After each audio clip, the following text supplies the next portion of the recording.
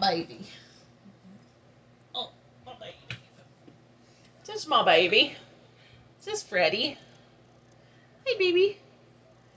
Can you look up there? What's going on? His little heart's pounding.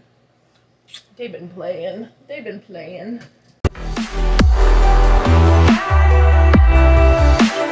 If I changed everything, the way I walk, the way I breathe, will my fate shift into the night? Hey you guys, it's Holly Golightly. Welcome back. It's Perfumed Vegas. I apologize right now in advance. I'm a little rough today, so I apologize in advance for that, but I wanted to make sure that I'm getting these videos filmed. I only have two more videos left to film for 2021, December Scentbird, and the long-awaited absinthe fragrance video. Today's video is the Room 1015 Fragrance House Overview. Yes, I know, I just really didn't get myself to collecting the fragrances to sample and talk to you guys about, but I have rectified that and I am ready to tell you about Room 1015 and the different scents I have. Now, I do have all of the current lineup except for one. The fragrance Atramental from Room 1015 has been a thorn in my side.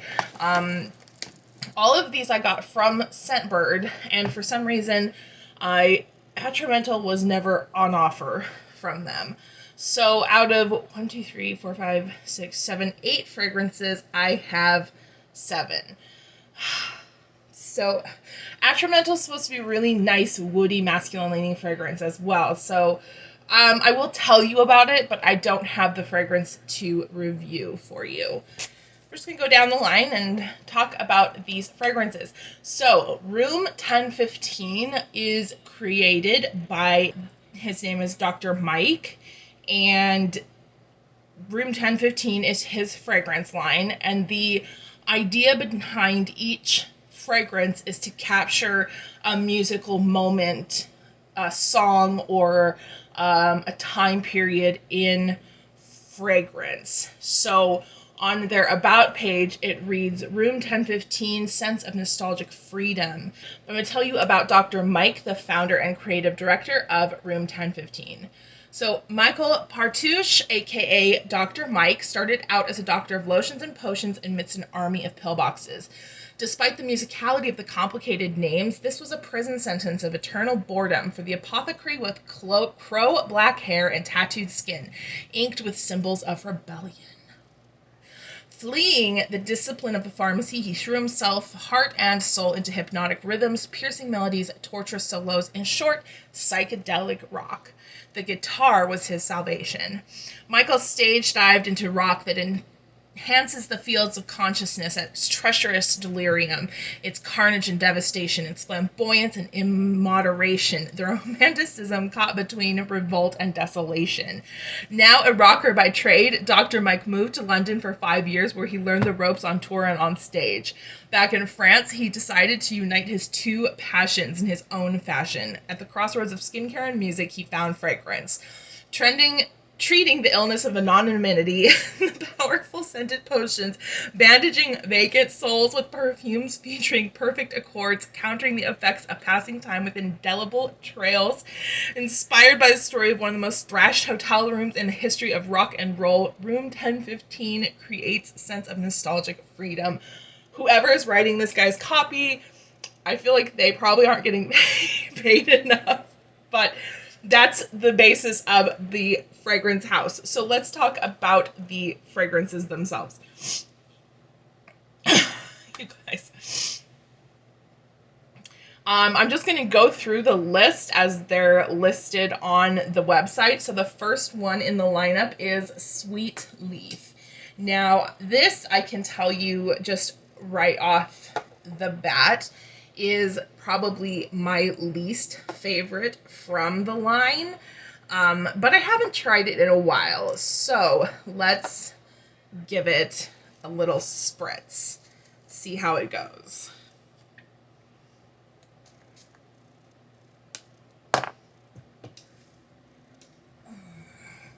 So, Sweet Leaf says, buy the ticket, take the ride. Too weird to live, too rare to die. 4:20 a.m., still on the road. The sun is pink as grapefruit is melting on a turquoise horizon. It's dripping slowly onto the blue concrete under your wheels. These purple trees along the road, they wave their leaves like old friends. Red eucalyptus tentacles are sucking up the last drops of dawn. The whiffs of dreamy jasmine clouds and cannabis floating all around. The green Angelica on orange sand looks so unreal. The universe rolled into a piece of thin white paper, and you're behind the wheel. Sweet Leaf, the scent of a colorful trip with no destination. It smells like straight up 420 smoking a doobie cannabis to me. There is a slight smell of eucalyptus and Angelica at the initial spray, but I'm not even kidding you. I can't get past how strongly this smells of cannabis. Like, literal, like, burning weed. I don't ever want to say, don't, tell people don't buy something, because I think there's a time and place for all fragrance, but I don't think that you would get a lot of wear out of Sweet Leaf unless you really, really liked a very dirty, green, musky, that very dirty, green, musky cannabis type of scent.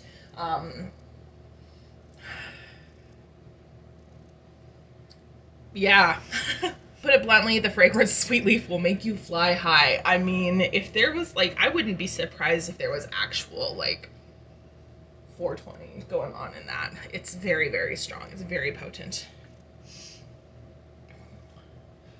The next one is probably the most well-known and popular from the house, and it is the fragrance Cherry Punk. So Cherry Punk says 10:45 a.m. She's always late, sipping her cherry coke mixed with port. The spiky mimosa in an army boots operates Westwood shop at Kings Road. You would wait for an hour just to see her swirling around with the new vinyl records. The seditionary Violet in a spray-painted leather jacket. Lost in a sweet reverie, her lipstick burns your skin. The jasmine white frills of her blouse gives you a hint of romance, but don't get it wrong. Maybe this sex, the store created by Vivienne Westwood and Malcolm McLaren, is for the rebels, but still sells £7 for the pistols. No coins, please. God save this queen. And this is straight up, this is a beautiful, beautiful cherry leather fragrance. It is probably the best of this genre that I have tried. Its fragrance notes are cherry leather, sweet notes at the head. There's cherry, saffron, Sichuan pepper. The heart has violet, jasmine absolute, and mimosa. The base notes has patchouli, tonka bean, black leather, and the perfumer is Jérôme Epinette. I think I didn't say that before, but this is a gorgeous, gorgeous, gorgeous fragrance, and it's done very well. It does have a slightly synthetic-y, lipsticky vinyl vibe to it, but it works with the scent. I think Cherry Punk, if you like a cherry leather fragrance, is probably going to be the safest blind buy from the house, and I think that most people have figured that out. The next fragrance in the list is Room 1015 Eau de Parfum. So this one is the 70s. Rock and roll catches fire in the California sun. The creative charge shoots out like a gun.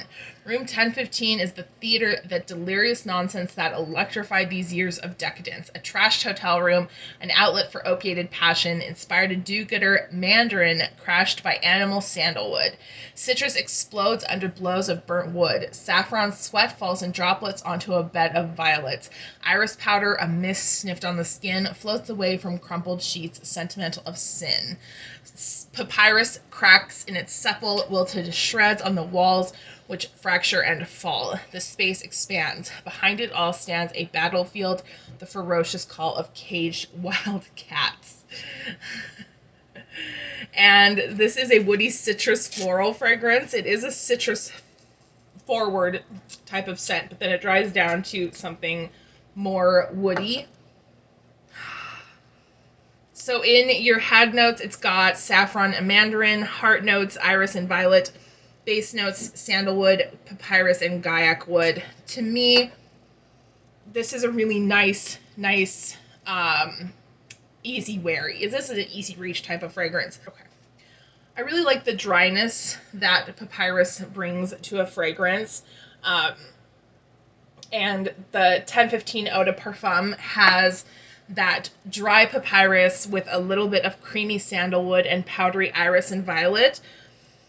So the citrusy top notes evacuate the skin quite quickly, and you're left with a beautiful dry papyrus and sandalwood dry down that, to me, I think is quite beautiful. I really enjoy it. I don't know that it would be for everyone, so I wouldn't say this is a safe blind buy, but if you are a fan of papyrus notes, if you're a fan of dry or powdery fragrances, I think that you would get along with 1015 Eau de Parfum.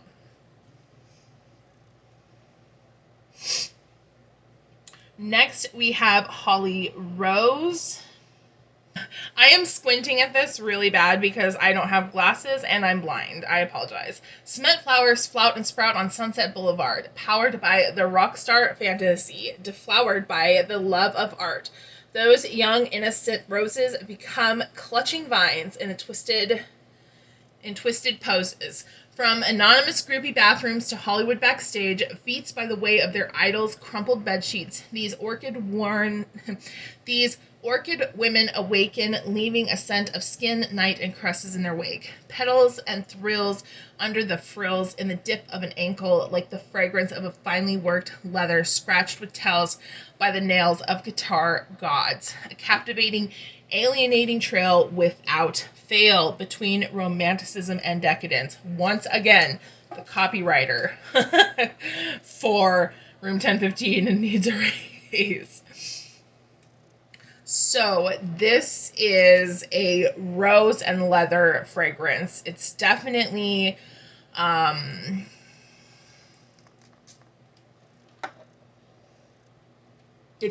not going to be for someone who is not a rose fan. I mean, the word rose is in the name. So if you don't do rose at all, I mean, just full on pass. It could be mildly headache inducing. I could see that happening. The head notes are black pepper and blackcurrant. The heart notes are rose, absolute, and orchid. Base notes are Tuscan leather and patchouli. Yeah, it's a rosy, leathery patchouli fragrance. It's pretty reminiscent of just the general rose patchouli type of fragrance that is standard in perfumery. The addition of leather doesn't change it too much. It still dries down to be quite patchouli heavy, a little bit creamier, I think, with the leather than if it were just a straight patchouli. Overall, it's a beautiful rose fragrance, but if you don't like rose, you're not going to like this because it is a rose patchouli fragrance. And even the leather addition and the fruitiness of it is not really taking away from those aspects.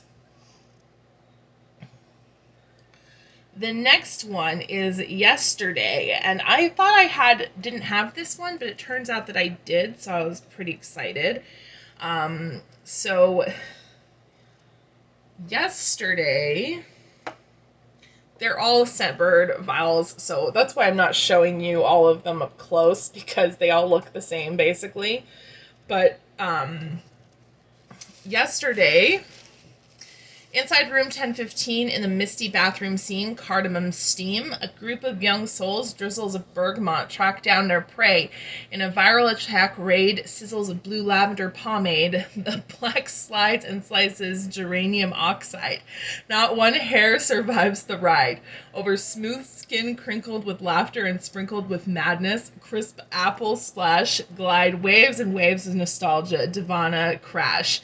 Before hitting the stage in a daze by the day, days these musicians think of yesterday and play their heart out today. Arm wrestling game between aristocratic vetiver, seemingly tame, and Ambroxan, the sweat of divine lovers under another name. The most masculine, yesterday is the most masculine. They're all unisex fragrances. They're all gender-neutral fragrances, but yesterday is the most masculine leaning. It has that ambroxan. It has the lavender. It has that vetiver. It is quite a barbershop style of fougere fragrance. Bergamot at the top. But it does have a small, like, it has a slight twist to it. It does have a little bit of a kick that's not as clean as, like, your traditional, like, fougere type fragrance. At the top, the head, bergamot, Carvi, sweet orange, basil, thyme, and cardamom. The heart notes, lavender, rhubarb, and divana. Base notes, vetiver, santal, musk, amberwood, and tonka bean. The perfumer for this is Amélie Bourgeois, so not Jérôme Epinette. I apologize, I did lie about that. I'll go back and check Sweet Leaf. This is a nice one, but it is a little bit more just older man. It is more of a true masculine type of fragrance. I wouldn't personally buy it for my significant other. I just don't think that it's a type of scent I would like to smell on him, but it isn't a bad fragrance. It is a little bit drier than a traditional fougere and a little less sweet, I think. Yeah, so Sweet Leaf, going back, I'm going to just backtrack to Sweet Leaf for a minute. The perfumer for Sweet Leaf is Serge de Oliveira, and the top notes are grapefruit, eucalyptus. The heart notes are cannabis, Angelica root, and turpentine, with the base note of jasmine, cashmeran wood, and patchouli. So not Jérôme Epinette for everything. I apologize about that. Now going forward to yesterday again, this would be a great scent if you or your man likes to smell that barbershop scent but doesn't want to smell like every other dude on the street. You're definitely getting something unique that's a little bit different but still familiar enough to be comfortable. The next to last that I own, or that I have, is Electric Wood. So Electric Wood says, the guitar case opens with a shudder to reveal the composed clutter, the electric shock of lacquered wood, metallic slap of tight strings, ambroxan for the punch of wood, and an overdose of cedar for a noble touch. The sweat of overheated, mistreated wood, oak wood, and hydrocarburizin, which apparently is laudanum absolute, for a sensual thrash. Late night ash, a cloud of air, an injection of the past night into veins, iris and nutmeg for their dust powder aspect. It's a spicy, woody fragrance. The top has nutmeg, lemon, and sage. The heart is cedar and oak. The base notes are ambroxan, iris, and musk. And the perfumer is Anne-Sophie Behagel.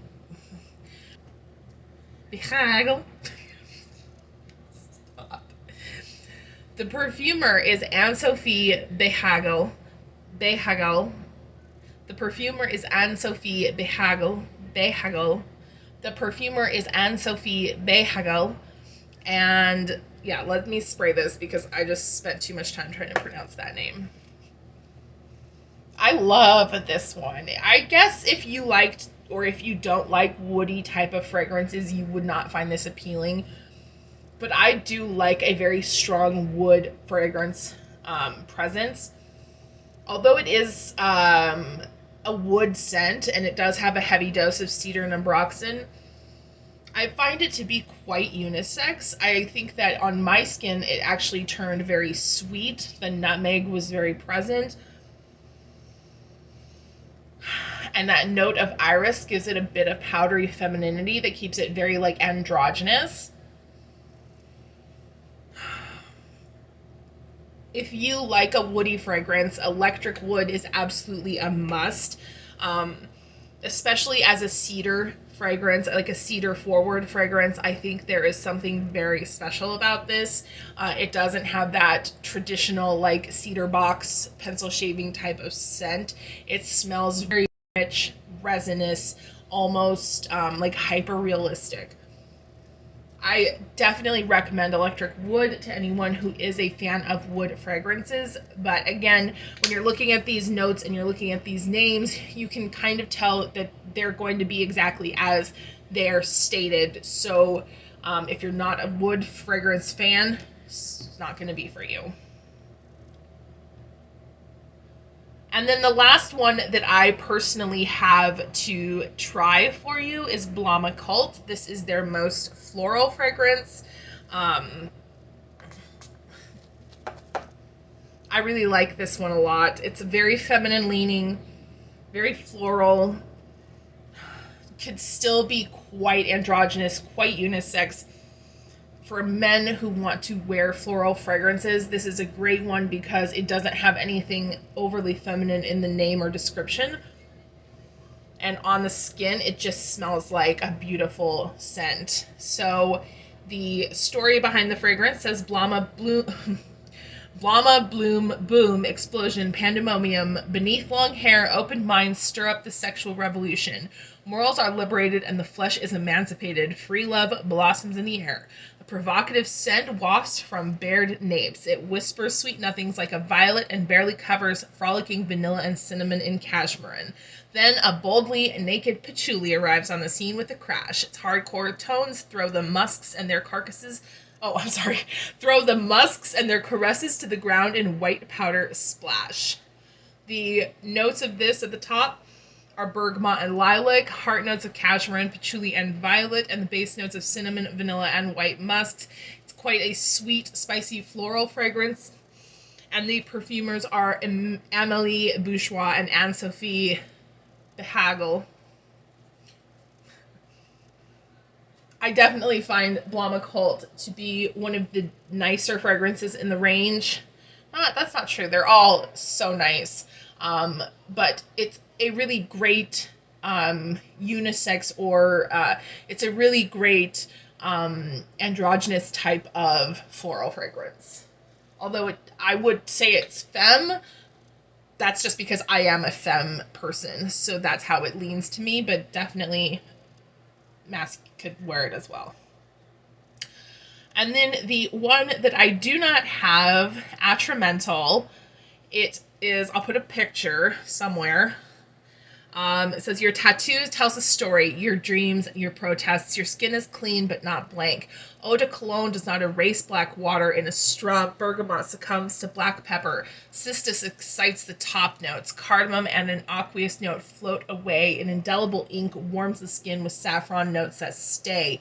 Resins and pseuderol bleed over the heart. Castoreum structures the skeleton, deeply imprinting it with its animal fascination. A tribal scent, a mental decal. So someone I know that does own this fragrance says that it is masculine leaning, that it does lean on the masculine side.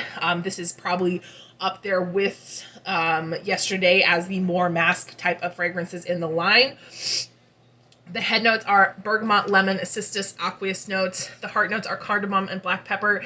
The base notes are dry wood, saffron, pseuderol, and castoreum. The perfumer is Anne-Sophie, again, with her last name that I know I'm mispronouncing terribly, and I apologize. So this one is probably great for the men or ladies or anyone. This one is probably great for the person who likes a richer, more animalic, mask-leaning fragrance. It's probably great for someone who wants a more animalic style of masculine type of fragrance. So, unfortunately, I don't have a decant of that. I wish that I did. I'm a little nervous to buy a full bottle. So let's talk about hits and misses really quick, my recommendations, and then I will let you go because I think this video is very long. For me, the major misses of this line are Sweet Leaf and Yesterday. I think those two are the least,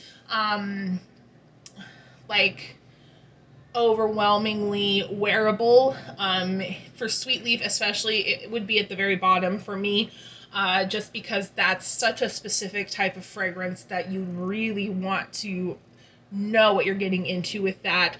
And then yesterday, just because the barbershop type of scent is not my personal cup of tea, although I do find it nice and I like the way that it smells on many people, it's not something that I would reach for in a lineup like this.